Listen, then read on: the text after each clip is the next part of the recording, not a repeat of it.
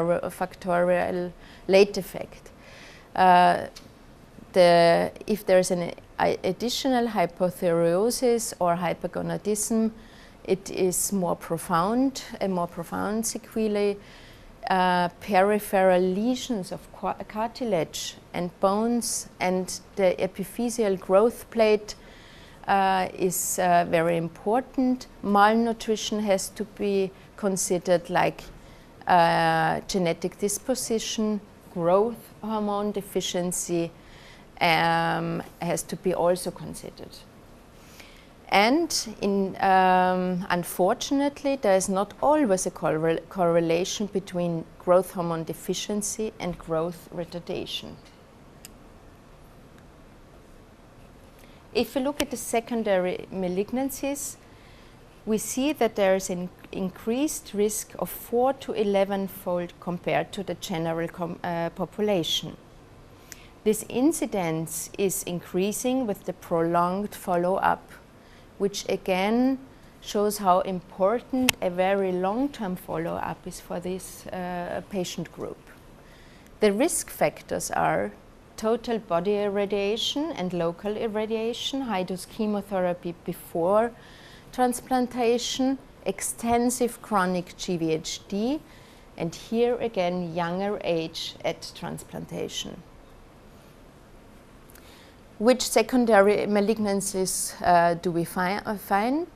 In the first year, in the early follow-up, we find lymphoproliferative disorders like LPD, and later mostly lymphoma, secondary MDS and AML, and later in the follow-up, up to 15 to 20 years post-transplant, solid cancers of the skin, oropharyngeal, brain, thyroid, and breast cancer. So what are the preventive strategies dealing with late effects in the long-term follow-up?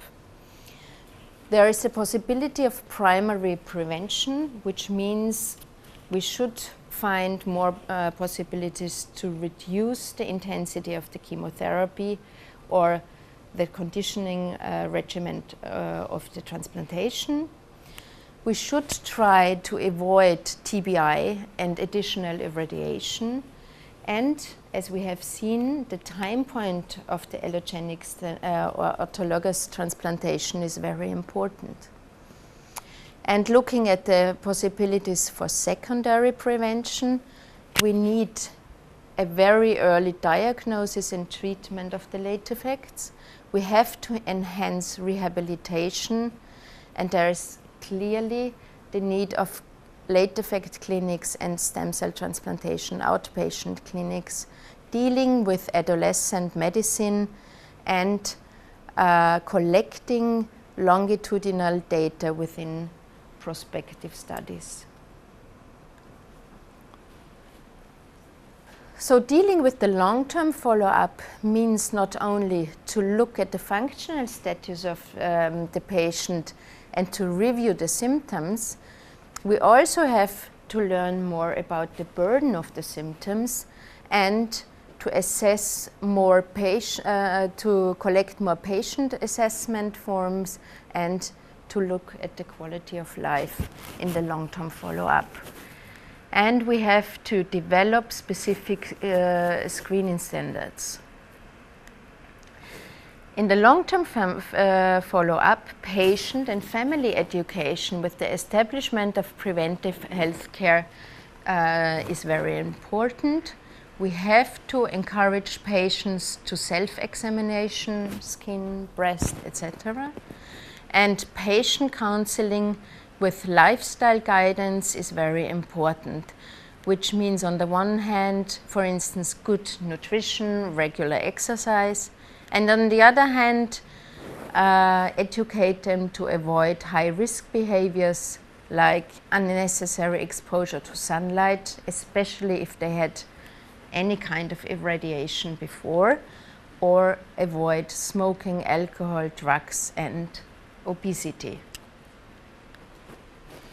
So dealing with patients, either pediatric patients or adult patients after cancer, childhood cancer, means you need a multidisciplinary follow-up with a specific oncologic aftercare, but with all the multidisciplinary subgroups which should help the patient to reconstitute and reintegrate.